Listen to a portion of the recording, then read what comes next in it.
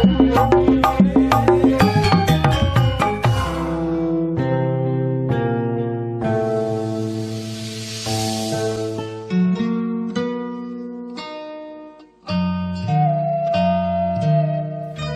peting pek caang teh teh melangkai dap teh sieun kumaonam anangking.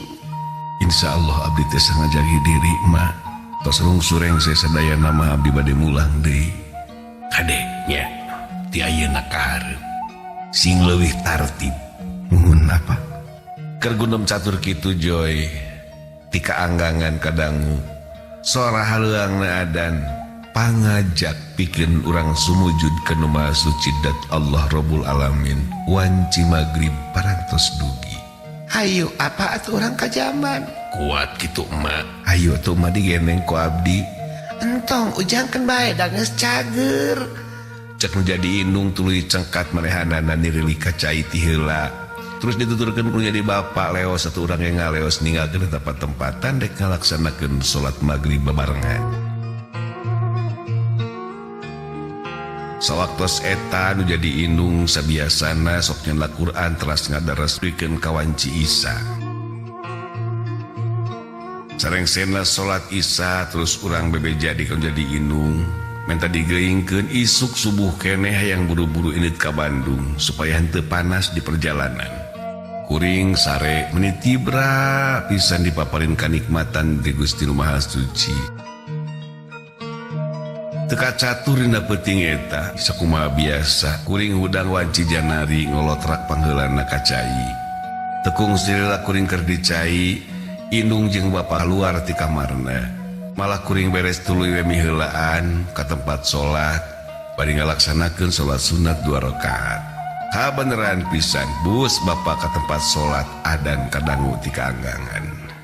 Sarengsena adan di masjid udah jadi bapak tuluy ngaleret ka diri kuring bari pok cumarita. Yang komat cu teu talangke tuluy kuring komat saterusna ngalaksanakeun salat subuh di mamen kudu jadi bapak. Sarengsena salat kuring buru-buru ka tengah imah katingali dina luhureun kursi geus aya kantong anu eusina tangtuna ge pakaian keur kuring. Dibuka teh tetelanya pisan geringanan pakaian bawaeun kuring keur ka kota nu jadi indung ngurunyung bari jeung pok cumarita. Cukup sakitu cu bajuna saminggueun. Nah mah meni saminggu. Heuh saminggu buru-buru balik deui we ka dieu cu. Apa dicalan heula meureun mak? Keun bae mak. Cek jadi bapak nu rojol oge sarengsena salat bari jeung neruskeun caritaanana. Keun wae jigjang sing rahmat salamet. Diwidian ku apa, diwidian ku emak, kun payah kun naon dipikayang ku hidup jadi cu. Omat itu bawa sakarung wayahna panggul lalaki hidup teh cu. Aya duit tah, aya duit na bawa ieu tong ditolak bawa. Nya tuh Pak ieu sing janten jimat kange abdi.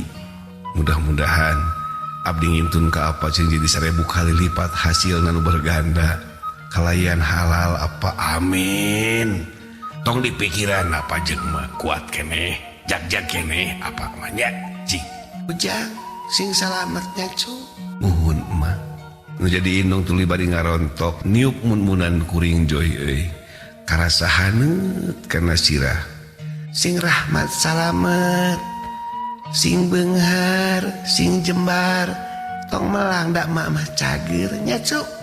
Salam ka Mah Haji ka Pak Haji. Muhun emak. Didogikeun ku abdi kamarantena.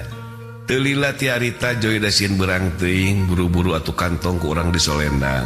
Nu pinuh ku pakaian urang hungkul, karung ditangkep di bawah heula kaluar. Geus kitu mah urang teh atuh pamitan ti indung jeung ti bapa rek ka kota Bandung. Ma, abdi angkat heula nya mah. Beral kasep sing salamet cu. Ngirim surat ka emaknya mun aya nanaon. Muhun mah insyaallah. Bari jeung indung mangarunclang kunci mata na waktu eta.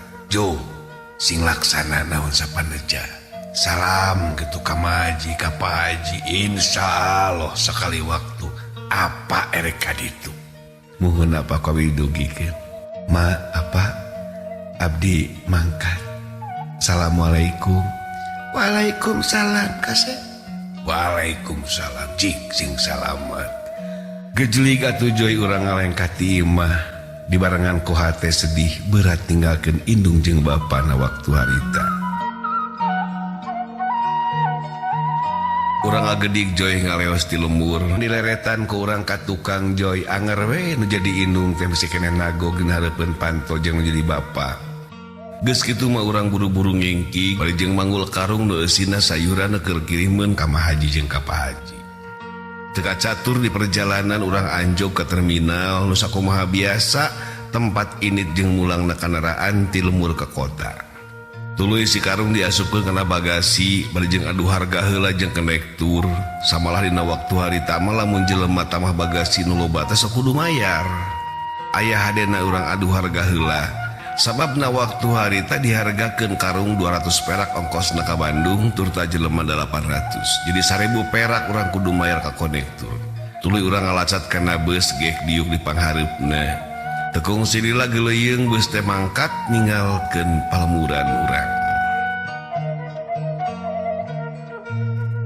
Teka catur di perjalanan kuring geus anjog ka terminal Kebon Kalapa. Reg eta beus teh eureun, urang tuluy turun rek nyokot karung nu diteuneun dina bagasi beus eta. Rawel karung tuluy dipanggul, rigidi ketuk urang dibawa keluar ti terminal bus Kebon Kalapa. Lempang rada angang gok jeung angkot anu jurusan ka Andir. Kalacat urang naik kana eta angkot geuleuyeng, atuh angkot ngageuleuyeng ninggalkeun terminal Kebon Kalapa Bandung. Teka catur di perjalanan urang geus anjog ka pasar Andir. Buru-buru urang turun tina angkot bari ngarawel eta karung rigidik dibawa meuntas ku urang. Dina jero pikir Joy, dina waktu eta urang mawakan nepungan si Uten sabab hayang nganterkeun la karung kiriman ti lemur keur Mah Haji jeung Pak Haji. Bos urang kahiji gang anu sakumaha biasa bulak-balik ti Mah Haji ka pasar Andir. Tepi anjog ka imah Mah Haji suung eueuh saurang-urang acan jelema. Tapi ai panto pager muka. Assalamualaikum.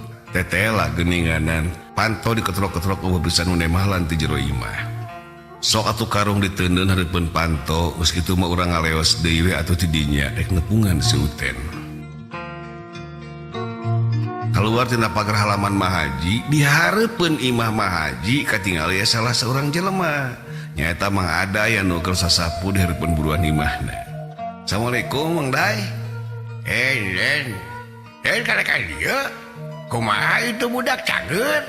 Budak saha Mang Aday? Dulur Deni teh tukang kopi. Alah, tukang kopi na kunaon Mang Aday?